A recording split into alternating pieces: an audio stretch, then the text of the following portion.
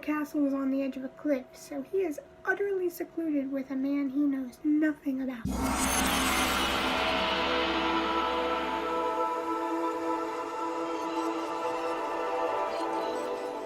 Okay, I didn't want to do this, I really didn't, but I made the executive decision to DNF Dracula. Now, I tried, I really did. I made it 128 pages into this book, so I really did try. Before I get into anything, obviously I didn't finish the book, but Dracula is well known, and it was spoiled for me by the book I was reading right before it. So there will be some spoilers in this, but not a lot because I didn't fully finish it. So if you don't want the book spoiled for you like I did, click off this now so it's not spoiled for you. Let's get into this. I really didn't want to DNF this book. I wanted to read it for years, but I've been trying for a month and a half to read this book, and I only got 128 pages in. I'm a slow reader, but that's pretty bad. Don't get me wrong, it's not because I didn't like the book. When it was just Jonathan's perspective and we saw him dealing with Dracula's castle and the dread of how lonely and empty and dreary it was, that was great. That was awesome. That had me on the edge of my seat.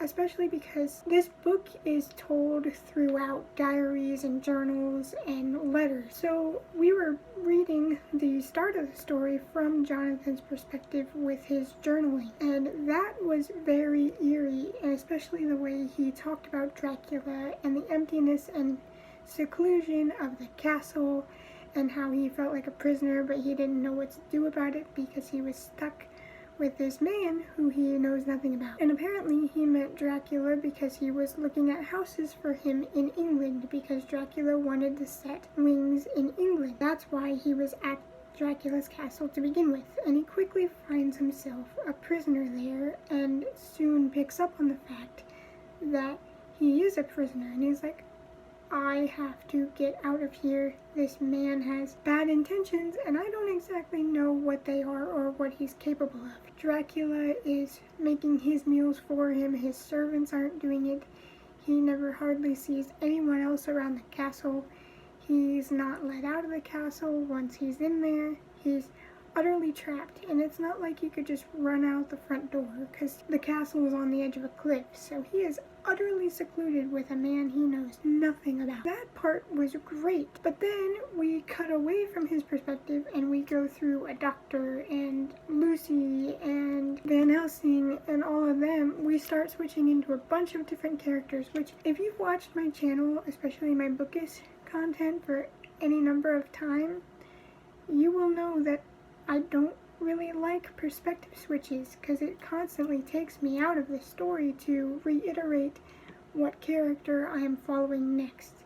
And the perspective switches in this are constant, sometimes exactly after a paragraph or after a page. It's constant perspective switches after we get out of John's perspective. That threw me off and made it hard to keep my interest because I had to keep switching mindsets of the characters, which takes me out of the story for a second. So that would constantly stop the story flow. Although I will say Lucy's story is interesting because she was a victim of Dracula, because she keeps having these fainting episodes and waking up pale, and she's sleepwalking, and she's got these weird bites on her neck and nobody can figure out what is happening.